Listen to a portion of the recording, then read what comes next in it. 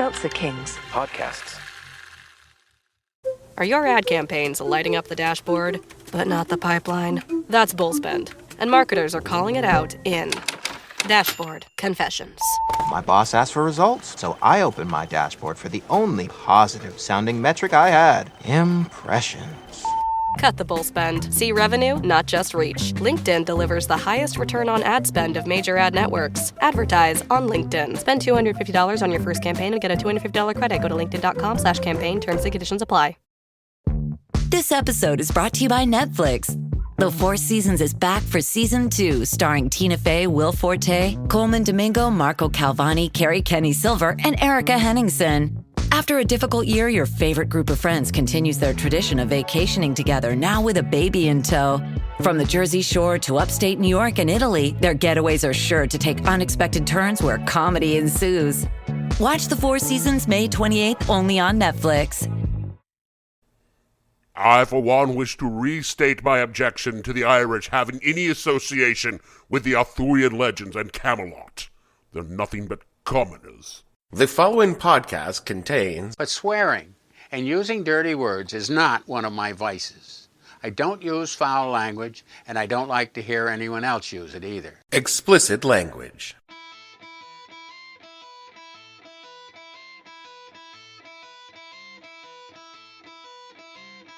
Hello and welcome to the podcast that asks a simple question. When you had your mistress sing you that sexy little happy birthday song in front of your wife, what the hell were you thinking?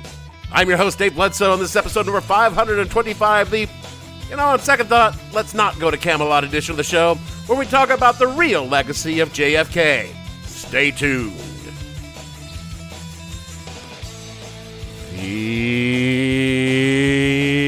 What the Hell Are You Thinking podcast is brought to you by Secret Services Professional Escorts. Look, you're a busy government official. You're on the road doing important things, and sometimes it can get lonely. If this sounds like you, call Secret Services Professional Escorts. Our staff is discreet, reliable, and connected with local, state, and federal law enforcement because we service them too. We facilitate entry and exit through even the most secure perimeters. By close liaisons with your protected details, our vetted escort staff will be brought to your door, avoiding press and public so that you can consult with them without concern for prying eyes, meddling reporters, or even your spouse knowing. Secret Services Professional Escorts, trusted by the people who you trust with your life. In the long history of the world, only a few generations have been granted the role of defending freedom in its hour of maximum danger. I do not shrink from this responsibility. I welcome it.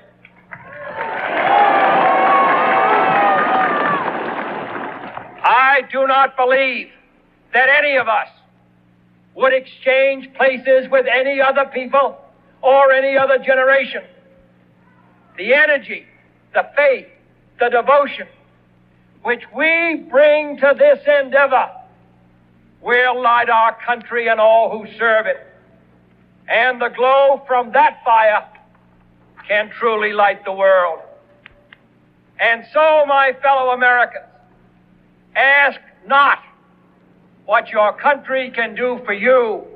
Ask what you can do for your country. My parents, y'all, I love them, but they were the worst possible role models for relationships that I can possibly imagine. This ought to be good.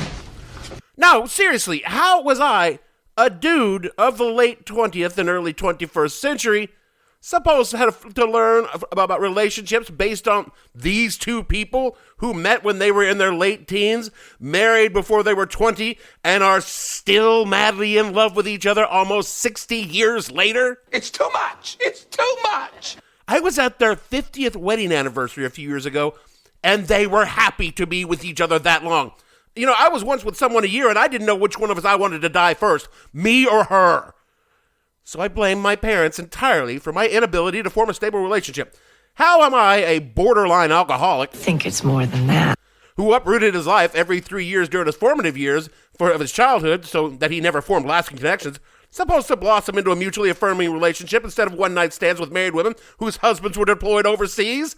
I don't know. My dad was deployed a lot. And did my mom have one fling? She did not. And my father was sent to places where cheap, meaningless sex with a superior officer was a path to advancement. And did he do it? No. How am I supposed to live up to that standard? Now, thank goodness. As a young man, I had someone that I could look up to who believed in service and getting his dick wet whenever possible. That man was Bill Clinton. But we're not here to talk about him. We're here to talk about JFK. So forget I said anything about Bill Clinton. But it is important to remember that the actual accomplishments of the man, JFK, beyond, of course, his unfortunate end. He did guide the nation through some very traumatic events, established a vision for the future that would take us to the moon, and laid the groundwork for monumental changes in civil rights in the country that took 60 years for a fascist Supreme Court to finally undo the last of them. So this week, we look at the presidency of JFK and its impact on not just the politics of the 1960s, but the popular culture and the sense of our national identity. Other presidents have molded our nation in their time in office, but none did so much in so few years with such a lasting impact. So you know what? Without further delay, let's get on to the presidency and perversions of JFK. But first... Jesus Christ, Dave! Actually, no, this week we have so much shit to cover that I have to skip the tangent and get straight to the actual story, so settle down and untwist your panties. When JFK took the oath in January of 1961, the United States of America was at the peak of its World War II champagne high. To be sure, the Cold War was at its frostiest, but the economy was booming, if you were white and male. The largest generation of Americans in history was coming of age into a system that assured them that they would find a job, drive a nice car, and own their own home. Again, if they were white and male. Militarily, the United States had a stunning advantage in nuclear weapons, so much so that they had to totally invent something called a missile gap, which shockingly was not a euphemism for vagina, to justify increasing military spending every year. Were it not for the space race, the United States would be undisputed in saying it was the most powerful nation on Earth. See episode 518 for more information on this topic. That's a plug. The problem was, all of this was about to come crashing down like a Redstone rocket 20 feet off the launch pad. In 1961, it was the end of that champagne high, and the problem was these poor fuckers had no idea that this was the case. When JFK took that podium, it was 22 degrees. This was back when we still had winter in January, and delivered what is considered one of the great inaugural addresses in presidential history. 1 million people stood in the snow and wind to hear this young president lay out his vision of the nation, and let me tell you, Jack delivered. Hey, everybody, we're all gonna get laid. Hitting hard on the themes of a new generation, public service, and staunch defense against global communism, it was well received not just by the crowd, but by the nation and the world. The New York Times wrote this in 1961, quote, "Everybody praised it, from the conservative Republicans to the communists in Moscow," which is quite a distance. But everybody who has praised it cannot possibly be so enthusiastic as they sound unless they are merely reacting to its style and music. For, like all true expressions of the American ideal, this was a revolutionary document. It was not only eloquent, but moralistic and even religious. And if taken on its face value, it is a proposal that not just merely that we get going, but that we begin transforming our national life, our relations with our allies, and our relationship with the communists, unquote. But noticeably lacking in the speech was perhaps the most pressing issue in the nation at the time, a growing movement to acknowledge not just the presence of black people, but their full rights as citizens, and yes, their essential humanity. And while the Eisenhower administration had taken steps in the years post-Brown v. Board of Education to eliminate Jim Crow segregation laws, they were cautious, tepid steps, and only done as a last resort. NPR wrote of Kennedy's speech in 2011, quote, that Kennedy would take on the Soviets in the speech, but not Senator John Stennis of Mississippi, nodding with a light touch, makes the speech seem less than it could have been. The speech is evidence of what many historians and Kennedy biographers have said over the years about the 35th president, that he wasn't exactly a profile in courage on the race issue, unquote. Now, JFK had won 70% of the black vote where they were allowed to vote, and they had high expectations of him to address the situation. But Kennedy saw his narrow popular vote margin, and that made him cautious to take a strong stand on civil rights issues throughout his administration. When he did act at all, it was with the same response as Eisenhower, reluctantly and as a last resort. He largely handed off the issue to younger brother Bobby as Attorney General to give him some plausible deniability about the whole thing in the southern states, where he still very much depended on old-school racist Democrats for votes in Congress and for his eventual re-election campaign. Jack hit office with a plan to push through his ambitious agenda in the first 1,000 days of his tenure. though that number was more of a metaphor than an actual plan. Still, he started off with some key initiatives, creating a new organization dedicated to service and helping poor nations, creating the Peace Corps, the executive order, in February. I took my degree in agriculture and put it to work in the Peace Corps. Peace Corps, the toughest job you'll ever love. But it did not take long for world affairs to bust up JFK's focused agenda, starting in April when the damn dirty commies beat America again by launching a man into space. Russian diagrams to show how a previous space rocket functioned. It sheds stage 1, then stage 2, leaving the spaceship to go into orbit at 18,000 miles an hour. Gagarin was in radio contact with the ground. In his 4.5-ton nose cone, he orbited once and was back again 108 minutes after takeoff. At Cape Canaveral, the Americans, though disappointed at not being first, are training these men to be astronauts and may still have a man on the moon before anyone else. And then just 5 days after this, JFK would greenlight a CIA-backed operation that would have tremendous consequences that continue to haunt the world to this very day. You know Bay of Pigs ended badly, right? In 1958, Fidel Castro's Cuban Revolution succeeded in overthrowing the government and seizing power on the island. This was a problem for the United States, who didn't outright own Cuba the way we did, say, Puerto Rico, but we definitely felt like Cuba ought to do what we told them, colonization in name only, essentially. The Cubans felt that the corrupt assholes that ran their country by lining their pockets with American money needed to go, and Fidel came along and did just that.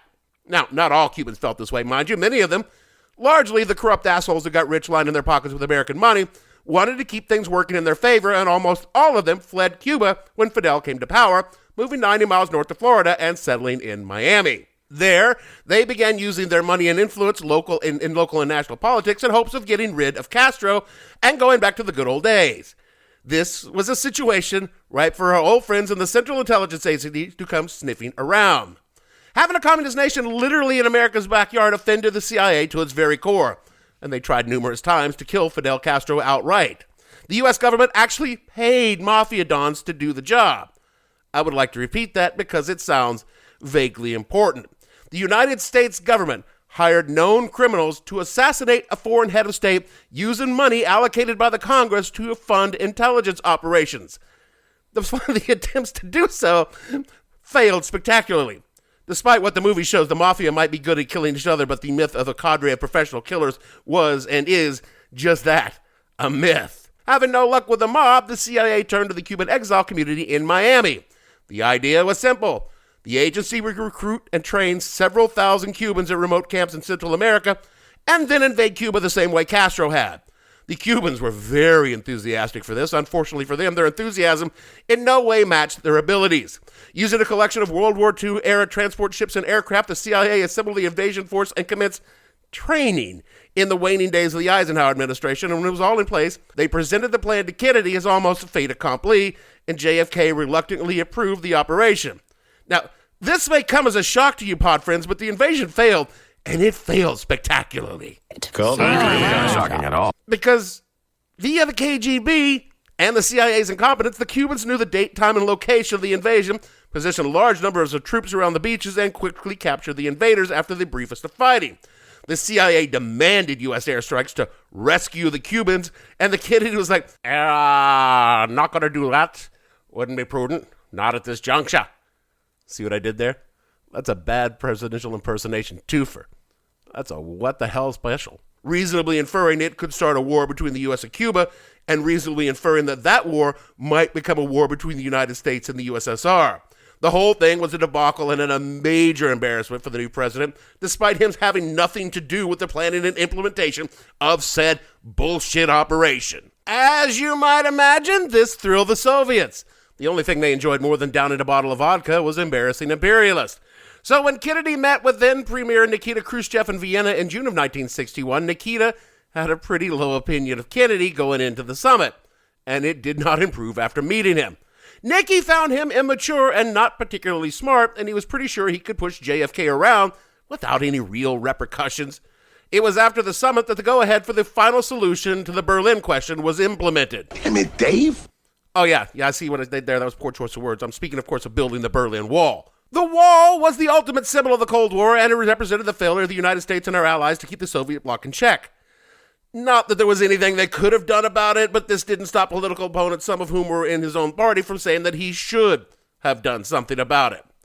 The culmination of the Bay of Pigs and the Vienna Summit and the construction of the wall affirmed the Soviet impression that the Playboy president was too distracted by chasing pussy to pay attention to what they were doing. And this led the world to almost ending when Khrushchev decided to put medium-range nuclear missiles in Cuba.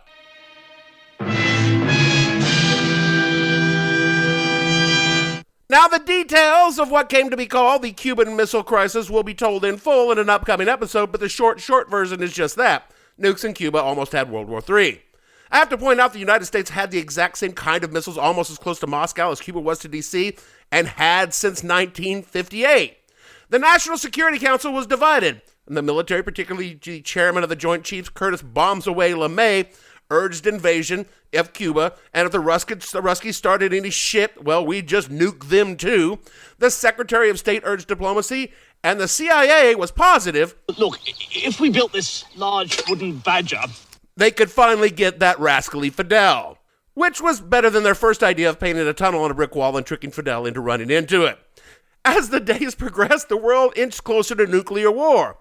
When a blockade was decided, it was legally an act of war against Cuba, and if Soviet ships were fired upon, as the U.S. said it would if they did not turn around, then war would happen. The thing is, Khrushchev knew damn well that LeMay was kind of right. If nuclear war broke out, the Soviets would lose, and lose badly. I mean, to be sure, America and the West would be fucked up, but all of the Soviet Union would be a smoking radioactive rebel. And that is why when Bobby Kennedy reached out through back channels to the Soviets through their D.C. ambassador, Khrushchev listened and agreed to pull out the missiles in exchange for a promise from Kennedy that in a few months the United States would pull their missiles out of Turkey. And shockingly, this shit worked. Kennedy got the appearance of forcing the Soviets to pull back, and a few months later he quietly removed our missiles. The whole thing almost killed millions of people, but it did lead to something of a thaw in U.S.-Soviet relations and even a smidge of grudging respect from Khrushchev towards Kennedy. There are many other areas, such as setting the stage for Johnson's escalation in Vietnam, to his champion of the space program, to his signing of the nuclear test ban treaty, to his founding of the military alliance with Israel. That's worked out well for us. To his beginning of the wave of tax cuts that resulted in the modern GOP stance that only the poor should pay taxes. And yes, even his grudging support of civil rights movements while doing all in his power to distance himself from it that I could talk about. But we didn't come here to talk about that part of JFK. We came here to talk about the salacious details of all the chicks he banged. So let's go on to that. Traditionally, presidents are older white men. That goes without saying. So a young man with a beautiful wife and adorable children in the White House was already going to make a certain segment of the public take notice. The kind that, like, romantic comedies and believe in true love. And the Kennedys cultivated that image very carefully. Jackie was a master of that art. First ladies historically operated in the background, usually being nothing more than a hostess of social functions. But a few had stepped forward, learning how to use their position to wield influence and power. Eleanor Roosevelt had a tremendous sway, not just with FDR, but nationally, and she did so without attracting negative attention from traditionalists, for the most part. Jackie Kennedy was equally influential, but she came from a different direction. Jackie understood that her youth and looks made for good television and used them to support and benefit Jack and her and the family. She invited the press to tour the White House, was easily accessed by women-focused media, and still photographers loved her for her natural poise in front of the camera, some of which was natural, but she was also a professional newspaper photographer for her marriage, so she understood how that shit worked. Add two adorable kids playing in the Oval Office, and you have a PR gold mine for any politician. And the Kennedy family milked that teat for every ounce of good media coverage. This was necessary, because Jack was a total man whore, and he would fuck anything that moves. When he walked into the room, goldfish stopped swimming, the man be fucking. Kennedy once told the British Prime Minister that if he didn't get laid every 3 days, he would get a headache. And JFK enjoyed the company of all sorts of women, especially prostitutes. He liked to order room service when he was on a presidential trip. From Cairo News, quote, after giving a speech at the University of Washington, soon after Kennedy returned from his speech, Larry Newman, a newly assigned agent to the Secret Service detail, heard a commotion at the elevator. A local sheriff had come out of the elevator with 2 hookers and was bringing them down to the presidential suite. Dave Powers, Kennedy's aide, came out of the suite, thanked the sheriff for bringing the women up, and took them inside. Before leaving, the sheriff warned the women that if word ever got out about their liaison, he would make sure that they both went to Steliacum, a state mental hospital. Sorry, Pacific Northwesters, I know I messed that up. Where they would never get out. Newman was shocked that the sheriff said this, let alone that anyone in the security detail considered this kind of meeting with the president as commonplace. One of the policemen asked Newman if this happened all the time, to which he could only reply, "Well, we traveled during the day. This only happens at night." Later that evening, Newman went on a security check around the floor, and at least 6 police officers were supposed to be guarding the fire escapes, but he found the post unmanned. He later found policemen in a fire escape well, which, because the hotel is U-shaped, had a view of the room near the presidential suite. The gauze curtains were drawn, but not the heavy blinds. Inside, 2 women on the White House staff were having a 3-way sexual encounter with Kennedy's close aide and friend Keith O'Donnell. The officers were passing around a pair of binoculars, but Newman told them to return to their post, unquote. Now, prostitutes aside, Jack carried on numerous affairs, the most notable of which was with Marilyn Monroe. This is one of those times I'm supposed to say, allegedly, but everyone involved is long dead, and come on, we've all seen Marilyn singing Happy Birthday, Mr. President. Happy birthday to you. Happy birthday to you. Happy birthday, Mr. President. Happy birthday to you. Bitch, my family's here. Those two be fucking. Rumor has it that Marilyn Monroe dreamed of supplanting Jackie as First Lady. But where it gets weird is when Bobby got sloppy seconds from his brother and maybe had something to do with Marilyn Monroe's death, but that just seems unlikely because Marilyn Monroe was a hot mess and her death was due entirely to said hot messiness. You know, it wasn't just Marilyn Monroe whose Hollywood starlet was alleged to have tripped the light fantastic with JFK. According to sources, Marlena Dietrich, Gene Tierney, and Anita Ekberg all experienced the two-pump chump that was JFK. Oh yeah, one of the things that seems to be universally affirmed is that Jack was not so much there for the women's pleasure. Other women who were disappointed by his presidential lovemaking skills included a mob boss's girlfriend, a probable Soviet spy, a possible East German spy, the wife of a CIA spy, a 19-year-old White House intern. Have I mentioned that Bill Clinton's role model was as president was JFK? Then there were Fiddle and Faddle, 2 attractive young women who ostensibly were hired as White House secretaries, but not for their typing skills. Indeed, their primary responsibilities seemed to be ensure that John Fitzgerald Kennedy never got a headache.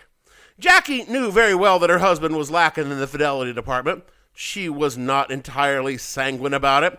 Once, when a reporter from a French magazine was touring around the White House with Jackie, she asked about one of Jack's secretaries, and Jackie replied in French, "C'est la fille qui, soi-disant, couche avec mon mari." Which, loosely translated, comes out something along the line of, "That's one of my husband's many side pieces." Nor was Kennedy's terminal horn-dogging unknown to the White House press corps, but you need to remember these were different times.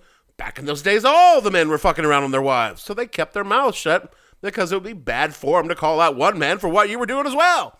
As for the few women in the press corps, well, they wanted to keep their jobs, so they kept their mouths shut if they knew it was fucking good for them. The entire myth of Camelot came out of Jack's wayward dick, because after he was assassinated, Jackie spun the entire thing to preserve the legacy of the man that she loved, or at least to keep it from being a thing for her children. From the Manhattan Institute, quote, "But by far the most potent element of the Kennedy legacy was the one that associated JFK with the legend of King Arthur and Camelot.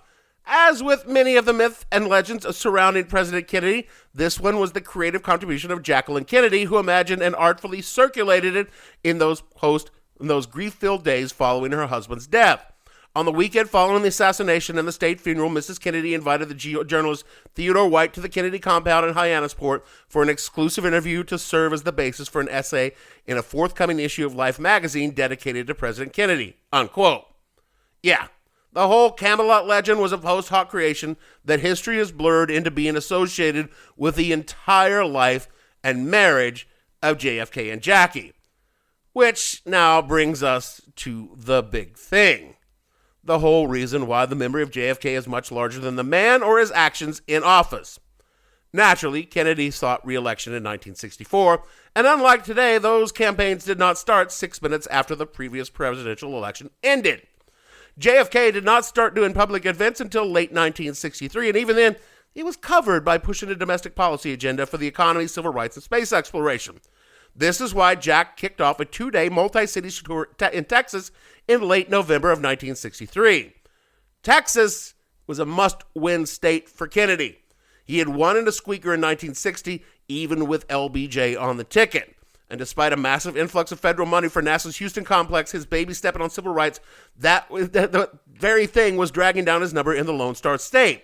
So his re-election advisors pushed him to do a massive swing through Texas to shore up his numbers, to tout all the good shit he was bringing to Texas, lots of big hats, barbecue, and to show off his beautiful wife to the voters, many of whom actively hated his guts.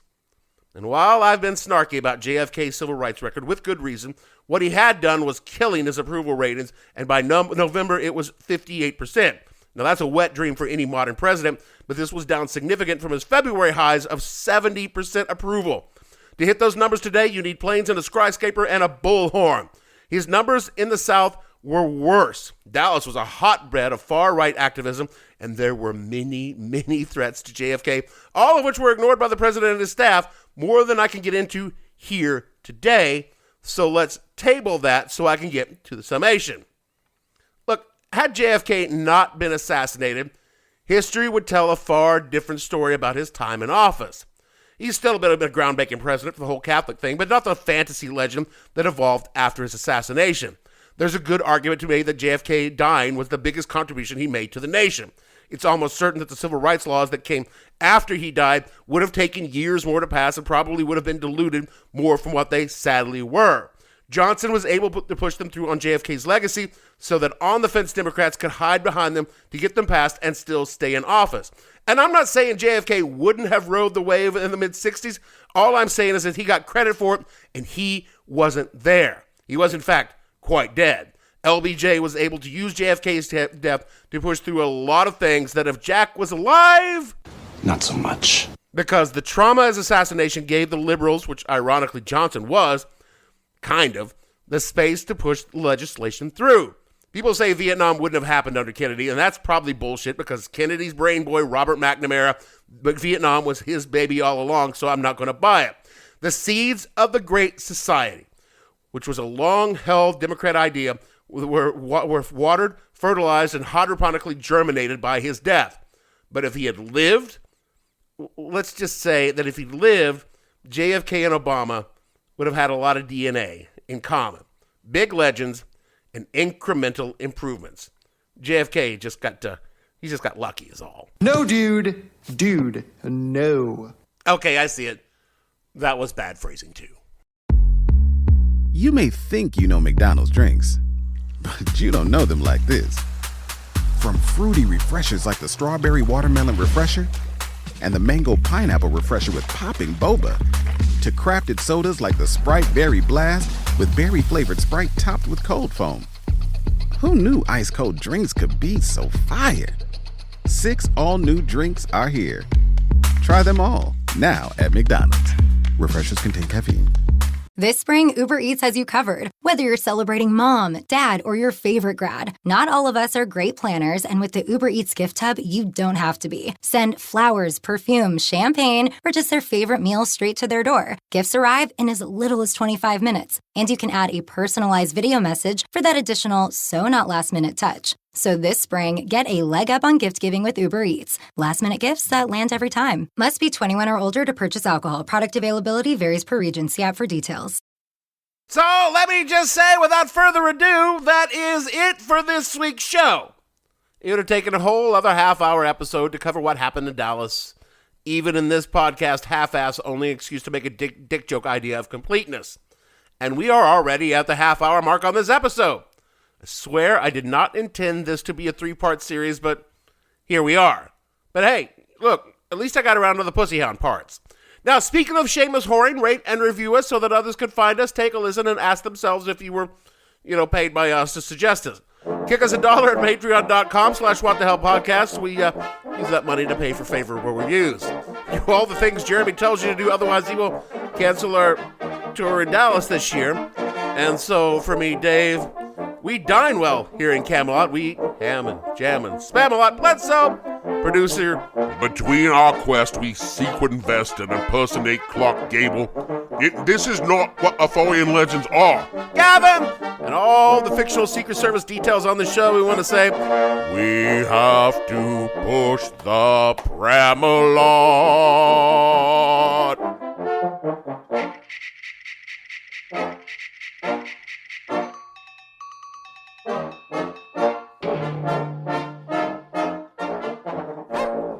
What the Hell Were You Thinking stars Dave Bledsoe and features Gavin St. James and several fictional minions.